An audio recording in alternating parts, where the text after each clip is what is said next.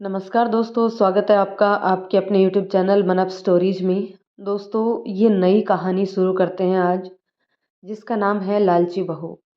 तो चलिए दोस्तों, कहानी के इस पहले पार्ट को शुरू करते हैं।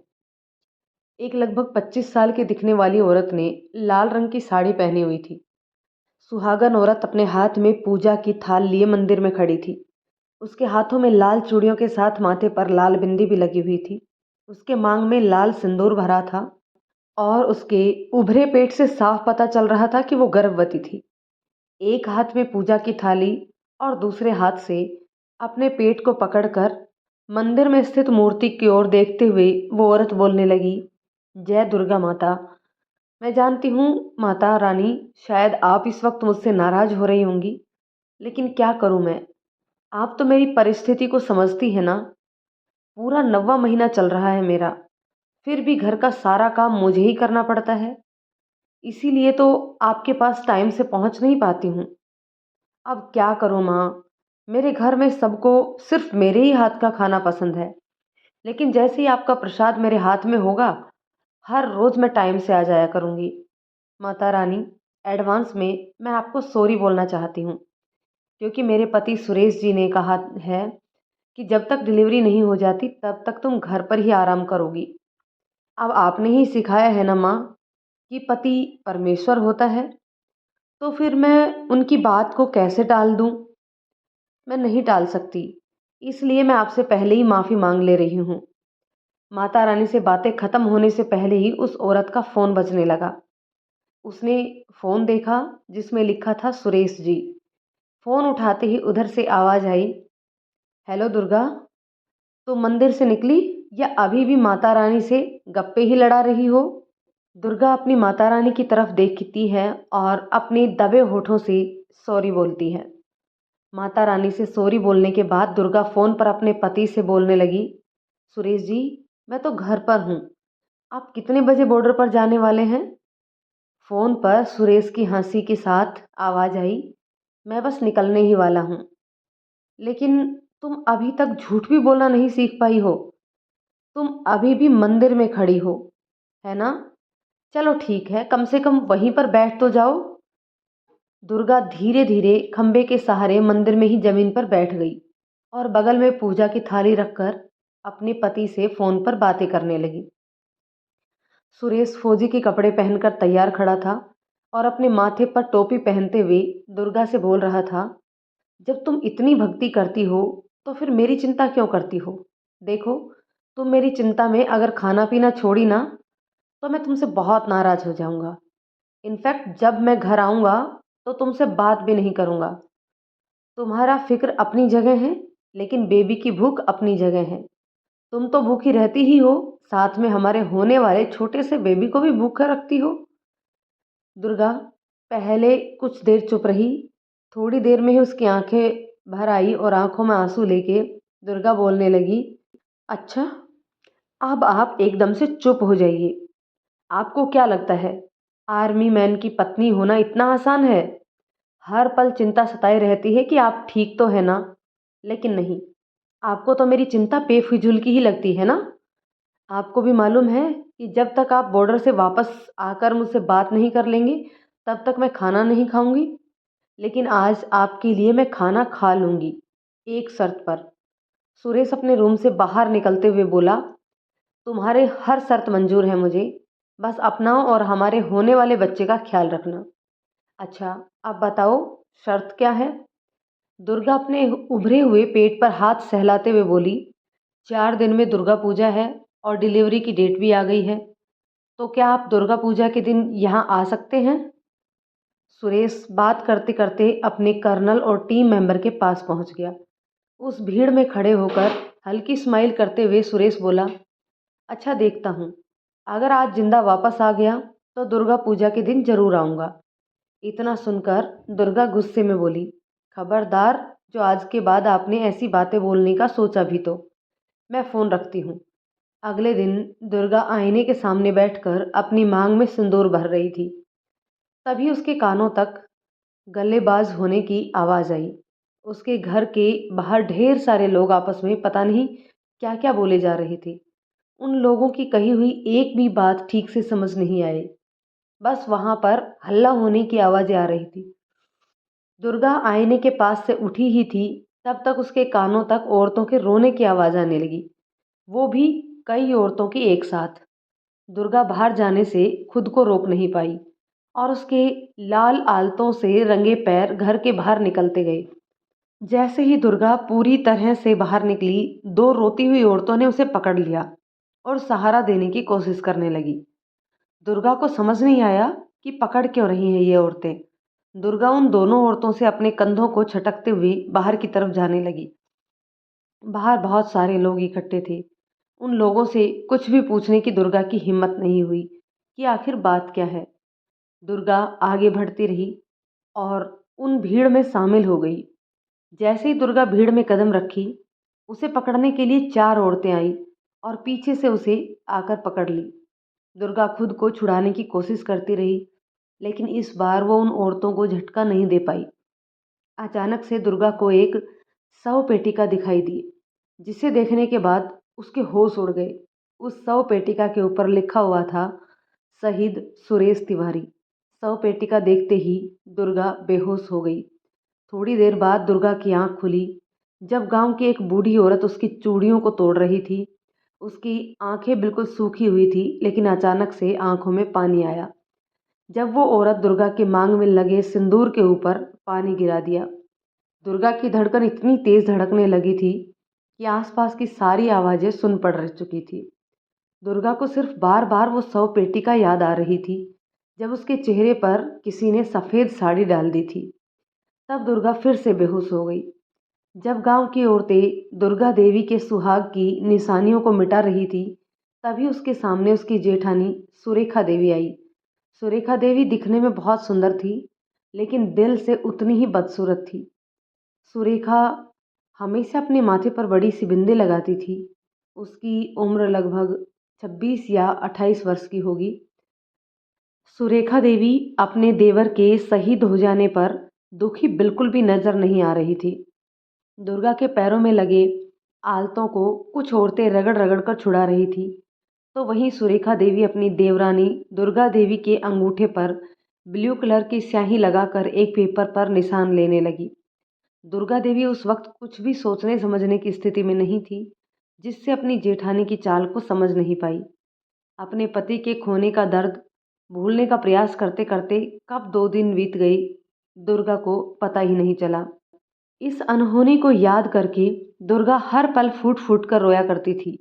एक दिन दुर्गा कमरे में अपने पति की तस्वीर को देखकर खूब फूट फूट कर रोई। दूसरी तरफ हॉस्पिटल के सामने स्थित एक मंदिर में 25 वर्षीय औरत नारियल फोड़ रही थी। दिखने में साधारण सी औरत भगवान के सामने अपने आंचल फैलाए खड़ी हो गई और बोल रही थी, हे भगवान, मैं नहीं जानती हूँ कि आप किसकी सुनते हैं और किसकी नहीं, लेकिन आपको एक माँ की ममता को सुनना पड़ेगा। इस पवित्रा देवी की पुकार को सुननी होगी। मेरा नाम की तरह मैं भी पवित्र हूँ। आज मैं इस हॉस्पिटल में माँ बनने वाली हूँ। आपसे नम्र निवेदन है कि मुझे बेटी ही हो। अगर मुझे बेटी हुई ना, तो मैं 1000 बार आपको परिक्रमा करूंगी। इतने में हॉस्पिटल के अंदर से अजीब सी आवाजें आई और पवित्रा देवी अपना सर उठाकर माथे पर चिंता भरी लकीरों के साथ मंदिर की तरफ देखने लगी। अपनी साड़ी को अपने हाथों में सहारा देते हुए हॉस्पिटल की तरफ दौड़ने लगी। जब पवित्रा देवी हॉस्पिटल में पहुंची, तो कुछ गुंडे एक बच्चे को लेकर सबको डरा धमका रहे थे और बोल रहे थे, यहाँ पर जितने भी लोग हैं, सभी अपने अपने जेवर और पैसे निकालो, वरना मैं इस बच्चे को जान से मार दूंगा। पवित्रा देवी भागती हुई आई और उस बच्चे की माँ की तरफ देखी, जो रोने के बजाय बेड पर सोई हुई थी। हालांकि उस बच्चे की माँ की आंखें भरी हुई थी, लेकिन अपनी संतान को बचाने का जरा भी प्रयास नहीं कर रही थी। सोते हुए उस औरत ने इशारा किया कि ये बच्चा मेरा है। इस इशारे को समझने के बाद पवित्रा देवी की पलकें भीग गई और अपना आंचल फैलाकर उन गुंडों के सामने घुटनों के बल बैठ गई और बिलखते हुए बोलने लगी, तुम मेरी बेटी को कुछ नहीं करो। मेरी बेटी तुम्हारे लिए भले ही एक बच्ची है, लेकिन मेरे लिए मेरा संसार है मेरी बेटी।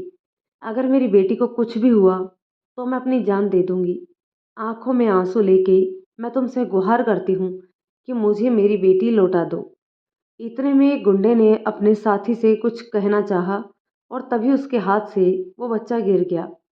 पवित्रा देवी की आंखें फटी की फटी रह गई। उस बच्चे को गिरने के से बचाते हुए पवित्रा देवी ने उस बच्चे को अपनी गोद में पकड़ लिया। उन गुंडों की संख्या ज़्यादा होने के कारण एक गुंडे ने पवित्रा देवी के हाथ से उस बच्चे को छीन लिया और बंदूक दिखाते हुए बोलने लगा, जल्दी जल्दी सब अपने गहने निकालो, हमारे पास ज़्यादा वक्त नहीं है। पवित्रा देवी रोते हुए अपने गले से कानों से गहने निकालने लगी और विनम्र होते हुए बोलने लगी, मेरी बेटी है ये, अपनी बेटी के लिए जान भी दे सकती हूँ मैं, फिर ये गहने क्या चीज़ है। इतने दिनों से मैं हर रोज़ भगवान से प्रार्थना करती थी कि मुझे बेटी हो, और जब मेरी बेटी खतरे में है तो मैं गहनों के बारे में नहीं सोच सकती। तुम लोगों को पता नहीं है, मैं इस बच्ची का नाम तक सोच रखी हूँ। अपनी बेटी का नाम माया रखने वाली हूँ। मेरी माया अगर लड़का होती तो मैं तुम लोगों को कुछ नहीं कहती। अपनी बेटी को मैं खतरे में नहीं देख सकती। मेरी माया को मुझे दे दो, ये मेरी खुशियों की माया है। मैं इसके बिना रहने की सोच भी नहीं सकती। पवित्रा देवी के आंसुओं से गुंडों का दिल भी पिघल गया और डॉक्टर्स भी मन ही मन खुश हो रहे थे। लड़की का सम्मान देखकर अंदर बेड पर पड़ी हुई औरत भी बहुत दया भाव से पवित्रा देवी को देख रही थी।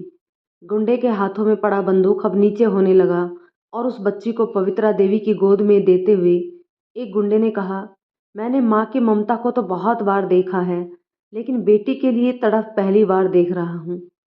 हम सब गुंडे हैं, कहीं से भी धन लूट सकते हैं, लेकिन आपकी ये ममता कहीं और नहीं मिल सकती। हम सबको माफ़ करना बहन जी। अपने साथियों का इशारा करते हुए गुंडे ने कहा, चलो रे सब यहाँ से।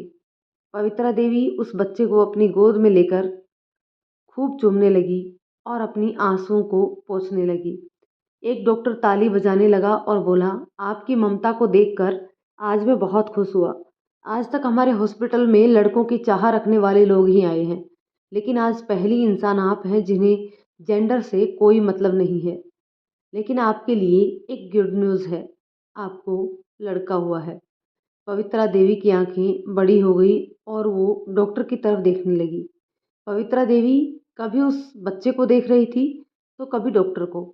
डॉक्टर पवित्रा के नज़दीक आया और उस बच्चे को गोद में लेकर बेड पर पड़ी औरत की तरफ देखते हुए बोला, इस औरत को आप देखिए, जिसे लड़का लड़की से कोई मतलब नहीं है, इसे सिर्फ पैसों से मतलब है। आप अपने शरीर से माँ नहीं बन सकी, लेकिन फिर भी आप पैसे देकर भी माँ बनने का सुख प्राप्त कर रही हैं। आपको माँ बनने की इतनी चाह थी कि आप बेटी होने में से भी खुश हो गई, लेकिन आपकी इस अच्छाई के कारण भगवान ने आपको वरदान दिया है। आपको लड़की नहीं लड़का हुआ है। ये एक लड़का है, बेटा है आपका। ऐसा बोलते हुए डॉक्टर ने उस बच्चे को पवित्रा देवी की गोद में रख दिया। पवित्रा देवी की आंखें सिर्फ और सिर्फ डॉक्टर के होठों पर ही थी। जैसे ही पवित्रा देवी की गोद में वो बच्चा आया, पवित्रा देवी अपनी नज़रें उस पवित्रा देवी ने अपनी नज़रें उस बच्चे की तरफ की और बच्चे का पहना हुआ कपड़ा हटा दिया। कपड़े हटाने के बाद पवित्रा देवी की आंखें और भी बड़ी हो गई। ये नहीं हो सकता, और उस बच्चे को अपने हाथों से छोड़ते हुए चीख पड़ी, नहीं, मुझे लड़का नहीं हो सकता। दुर्गा देवी अपने कमरे में सफ़ेद साड़ी पहनकर आईने के सामने खड़ी हुई। उसके सूखे बाल खुले हुए हैं और उसकी मांग खाली है। उसके हाथ सूखे हैं और आंखें भीगी हुई हैं। दुर्गा कभी आईने में अपने आप को देख रही थी तो कभी अपने भारी पेट को। दुर्गा आंखों में आंसू लेके अपने पेट को सहलाते हुए बोली, आज दुर्गा पूजा है, आज के दिन ही तुम्हारे पापा घर आने वाले थे। इतनी अभागिन हूँ मैं कि उनको अपने बच्चे के पास पापा तक नहीं बोल पाई। आखिर कौन सा पाप किया था मैंने जो इतनी कम उम्र में विधवा। ऐसा बोलकर दुर्गा फूट फूट कर रोने लगी। रोते हुए दुर्गा अचानक से कुर्सी से नीचे गिर गई, जिसकी वजह से उसके पेट में दर्द होने लगा और वो अपना पेट पकड़कर चीखने लगी, आह मेरा बच्चा। दुर्गा के रोने की आवाज़ सुनकर कमरे में सुरेखा देवी और उसका पति रमेश तिवारी आए और दुर्गा को दर्द में देखकर परेशान होने लगी। रमेश दिखने में 30 साल का था और उसके बाल थोड़े थोड़े पके हुए थे। रमेश दुर्गा के पास खड़े होकर चिंतित होते हुए किसी को फ़ोन लगाने की कोशिश कर रहा था। तो वहीं सुरेखा दुर्गा का सहारा देते हुए उसे उठा रही थी और बोल रही थी, दुर्गा तुम परेशान मत होना, दाई अम्मा आती ही होंगी। रमेश अपने कान में लगाए फ़ोन को साइड में करके सुरेखा की ओर गुस्से में देखते हुए बोलने लगा, सुरेखा तुम पागल हो गई हो, इसकी हालत तो देखो। दाई अम्मा नॉर्मल डिलीवरी करवाती है, लेकिन दुर्गा अभी नॉर्मल नहीं है। औरत होकर भी इसके दर्द को तुम महसूस क्यों नहीं कर रही? दुर्गा को हमें हॉस्पिटल में ले जाना चाहिए। दुर्गा देवी कहराते हुए बोली, हाँ सुरेखा दीदी, भाई साहब सही बोल रहे हैं, हमें हॉस्पिटल ही जाना होगा। मुझसे दर्द बर्दाश्त नहीं हो रहा है। दुर्गा जमीन पर ही लेटी हुई थी और उसके माथे को सुरेखा अपनी गोद में रखे हुए थी। सुरेखा अपने पति रमेश की ओर देखते हुए हड़बड़ाकर कहने लगी, नीम का कड़वापन कम हो सकता है, लेकिन सुरेखा का कहा गलत नहीं हो सकता। दाई अम्मा आती ही होगी, सब ठीक हो जाएगा। दुर्गा का दिन पूरा हो गया, आज ही शायद इसके बच्चे भी हो जाएगा। सुरेखा और रमेश दोनों बाहर चले आए और दुर्गा दर्द से चीखती रही। कमरे में पूरा अंधेरा कर दिया गया और एक औरत लालटेन लेकर अंदर आई। दुर्गा दर्द में ही उस बूढ़ी जैसी दिखने वाली औरत की ओर देखते हुए बोली, दाई अम्मा, मेरा दर्द असहनीय है, कृपया हमें अस्पताल ले चलिए या फिर जल्दी से कुछ कीजिए, अब मुझसे दर्द सहा नहीं जा रहा। दाई अम्मा के चेहरे पर झुर्रियाँ थी और आंखों में काले काले दाग भी थे। उन काली काली गहरी आंखों से दाई अम्मा उस कमरे में सभी दीवारों की ओर कुछ देखने लगी।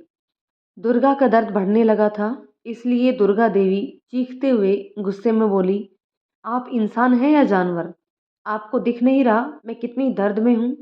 आप मेरी देखभाल करने के बजाय कमरे की दीवारों को गिन रही हैं। सुरेखा दीदी, भाई साहब, सुरेखा दीदी। दुर्गा अपने जेठ जेठानी को बाहर से बुलाने लगी। तभी दाई अम्मा दुर्गा के नज़दीक आई और बड़ी बड़ी आंखें करके दुर्गा के मुंह को दबा दी। दुर्गा हैरानी भरी नज़रों से दाई अम्मा की आंखों को देखने लगी और चीखने की कोशिश करने लगी। दुर्गा देवी अपने मन में बिलखते हुए सोचने लगी, इतनी बड़ी आंखें, आखिर इन आंखों के इरादे क्या हैं? इन अंधेरे कमरे में मेरे साथ क्या करना चाहती है दाई अम्मा? मेरे बच्चे के साथ कुछ नहीं करने दूंगी मैं। मुझे किसी भी तरह सुरेखा दीदी को कमरे में बुलाना ही होगा। दुर्गा देवी बंधे हुए मुंह से भी बाहर आवाज देना चाह रही थी, लेकिन दाई अम्मा और भी जोर से उसके मुंह को दबा दी। दुर्गा की आंखें डर से और भी बड़ी हो गई और उसकी आंखों में आंसू की कुछ बूंदें कानों तक जाने लगी। दुर्गा देवी के कमरे से बाहर उसकी जेठानी अकेली खड़ी थी। सुरेखा वहीं राउंड लगाते हुए अपने मन ही मन सोच रही थी, दाई अम्मा मेरा काम कर रही हैं, अंदर कोई जाने ना पाए। अगर कोई भी हमारी चाल के बारे में जान गया तो न जाने कौन सी तूफान आएगी। सुहाग की कसम दुर्गा माता, मैं दुर्गा को अपनी जायदाद में हिस्सा नहीं लेने दूंगी। इस मातम के माहौल में उसका बच्चा मर भी जाएगा तो किसी को मुझ पर शक नहीं होगा। अगर उसका बच्चा जिंदा बच गया ना, तो इस घर का हिस्सेदार बढ़ जाएगा, जो मैं कभी होने नहीं दूंगी। देवरानी होते हुए भी सबसे पहले माँ वो बन रही है। दुर्गा सिर्फ माँ नहीं बन रही, मेरे लिए लोगों के ताने खरीद रही है। जिंदगी भर के लिए अपने लिए ताने नहीं खरीदने दूंगी मैं। चाहे कुछ भी हो जाए, इस बच्चे को मरना ही होगा। फिर कुछ दिनों बाद दुर्गा को भी ठिकाने लगवा दूंगी। इसके बाद इस खानदानी जायदाद पर सिर्फ और सिर्फ मेरे पति का हक होगा। सुहाग की कसम, दुर्गा भी जिंदा नहीं बचेगी। दुर्गा अपने कमरे में रोती हुई आंखों से दाई अम्मा को देख रही थी। दाई अम्मा की आंखों में दुर्गा को चुप रहने का गुस्सा और शोर न मचाने का आग्रह झलक रहा था। दाई अम्मा चांदी के गहने पहने हुई थी, पुराने जमाने के, जिसमें हल्के काले और हल्के सफ़ेद बाल दुर्गा के ललाट पर झूल रहे थे। जैसे ही कमरे में दुर्गा पूजा होने का शोरगुल शुरू हुआ, दाई अम्मा ने दुर्गा को छोड़ दिया। दुर्गा देवी जैसे उसके चंगुल से छूटी, कमरे के दरवाजे की तरफ भागने लगी। दुर्गा भागना तो चाह रही थी, लेकिन पेट दर्द के कारण वो एक कदम भी बाहर की ओर नहीं जा पाई। जब दुर्गा खुद को पूर्णतः असहाय समझ ली, तब उसने लालटेन बुझाते हुए दाई अम्मा से सवाल किया, आप मेरे साथ ऐसा क्यों कर रही हैं? आखिर आपका इरादा क्या है? कमरे के बाहर खड़ी सुरेखा देवी बार-बार अंदर की ओर झाँकने का प्रयास कर रही थी, लेकिन दरवाज़ा अंदर से बंद होने के कारण सुरेखा चिंतित होते हुए खुद से सवाल कर रही थी, कमरे के अंदर से कोई आवाज़ भी नहीं आ रही। दुर्गा पूजा भी आज ही होनी थी। पूजा की आवाज़ के कारण अंदर से कोई आवाज़ नहीं आ रही। पता नहीं दाई अम्मा अपना काम पूरा भी कर पाई है या नहीं। कमरे में लालटेन बुझाने के बाद दाई अम्मा दुर्गा के पास आई और अंधेरे में दुर्गा की डिलीवरी करवाने लगी। चिंतित सुरेखा के पास उसका पति रमेश आया और बोला, मोहल्ले में दुर्गा पूजा शुरू हो गई है। शोरगुल के कारण यहाँ की कोई आवाज़ बाहर नहीं आ रही। कोई समस्या हो तो तुम तुरंत मुझे बताना। हम दुर्गा को कलकत्ता के हॉस्पिटल में ले जाएंगे, लेकिन सुरेश की गैर हाजिरी में कुछ गलत नहीं होने देंगे। लेकिन सुरेखा, तुम यहाँ क्या कर रही हो? तुम्हें तो अपनी देवरानी के साथ होना चाहिए था। सुरेखा नकली मुस्कान के साथ बोली, वो पिया जी वो दाई अम्मा अंदर अपना काम कर रही हैं। अंदर कोई जा ना पाए इसलिए उन्होंने मुझे बाहर रहने को कहा है। आप अभी यहाँ से जाइए। रमेश की आंखों में आंसू आ गई और वो अपनी पत्नी के हाथों को पकड़कर नम आवाज में बोले, मेरा छोटा भाई इस दुनिया में नहीं रहा। मैं हमेशा उसे बोलता था कि तुम आर्मी ज्वाइन मत करो, लेकिन उसने मेरी एक नहीं सुनी। वो बोलता रहा कि मेरे बड़े भैया के होते हुए मुझे कुछ नहीं हो सकता, लेकिन मैं कुछ नहीं कर पाया। मैं अपने भाई को नहीं बचा पाया सुरेखा। सुरेश, मैं दुनिया का बहुत बुरा भाई हूँ। आज मैं दिल से प्रार्थना करता हूँ कि उसका आखिरी निशानी घर का चिराग एक बेटा जन्म ले। मैं उसे सुरेश से भी ज़्यादा प्यार करूँगा। मैं मान लूँगा कि मेरा सुरेश मुझे वापस मिल गया है। इस बार मैं उसकी एक नहीं सुनूँगा। मैं उसे कोई भी ऐसा काम करने नहीं दूँगा जिससे मुझे लगे कि वो खतरे में है। सुरेखा बाहर से तो मुस्कुरा रही थी, लेकिन मन ही मन में सोच रही थी, इतना प्यार तो समोसा अपने अंदर भरे आलू से भी नहीं करता होगा, जो कि आलू के बिना अधूरा होता है। उतना प्यार ये अपने भाई से करते हैं। इनका बस चले तो सारी जायदाद दुर्गा के नाम लिख दे, लेकिन मैं ऐसा होने नहीं दूंगी। सुहाग की कसम पिया जी, मैं अपनी देवरानी को फूटी कोड़ी तक नहीं दूंगी।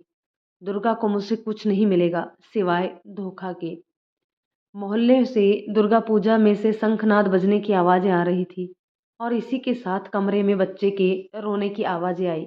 कमरे में दाई अम्मा बिजली जला दी और फिर दुर्गा के पास आ गई, जहाँ पर नन्हा सा बालक रो रहा था। दुर्गा की गोद से बच्चे को लेते हुए दाई अम्मा बोली, तुम्हें लड़का हुआ है बहू जी। तुम्हें दुर्गा मैया ने आशीर्वाद दिया है, लेकिन कुदरत नहीं चाहती कि ये आशीर्वाद आपके पास रहे। इसीलिए तो मैं यहाँ आई हूँ। सरस्वती माता मुझे इस पाप के लिए कभी माफ़ नहीं करेंगी, लेकिन फिर भी मुझे ये पाप करना ही होगा। दोस्तों, कहानी के इस पार्ट को यहीं रोकते हैं। मिलते हैं कहानी के एक और पार्ट में। तब तक ये कहानी आपको कैसी लगी कमेंट करके ज़रूर बताइएगा। यदि ये कहानी आपको पसंद आती है तो इसे लाइक शेयर कर दीजिए। चैनल पर नए हैं तो प्लीज़ चैनल को सब्सक्राइब करना ना भूलें। तो चलिए दोस्तों, मिलते हैं कहानी के एक और पार्ट में। तब तक के लिए शुक्रिया।